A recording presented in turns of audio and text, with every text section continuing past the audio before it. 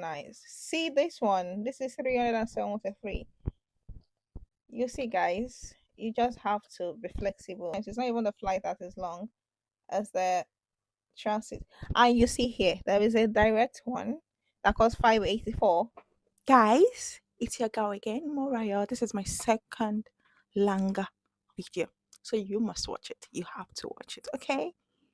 I took my time making this video, so please encourage me.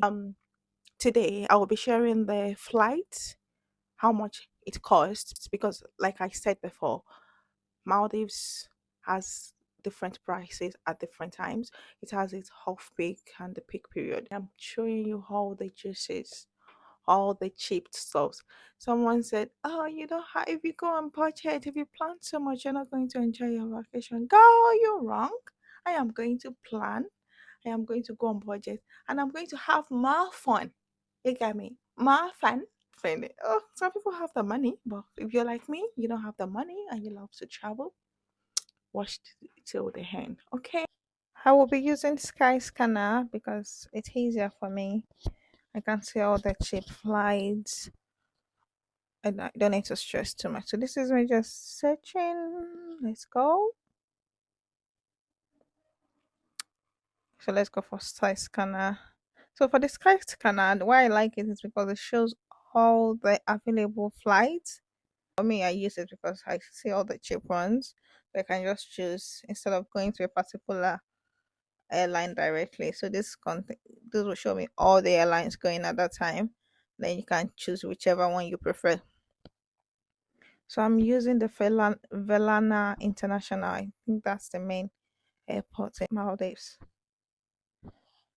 So you see, it's bringing different ones, the best one, the cheapest one, and the fastest one. So it's up to you to determine which one you want to go for.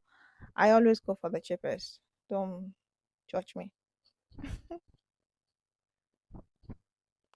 You see the color, the yellow is like the red is the most expensive.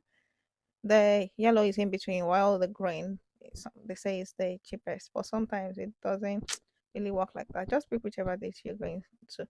But if you're flexible, you can just check around and see which one has the cheapest flight.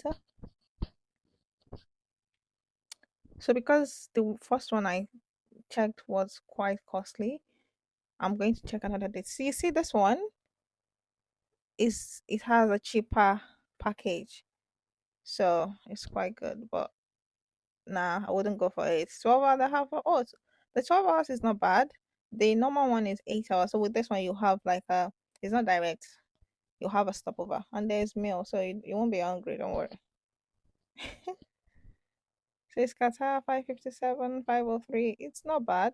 I won't go for the 32 hours. Obviously, it's too long. I'm going to. God, don't let me say it. Let me just hold my breath. But that's too long. See, if I want to go for this trip, I would choose the five. The other one, the Qatar, that is 12 hours. It's not too bad. It's cost effective and is also nice. See this one. This is 373. You see, guys, you just have to be flexible and be able to check around. So this return flights for this one is a bit long. So I wouldn't choose that for me because most times it's not even the flight that is long as the transit.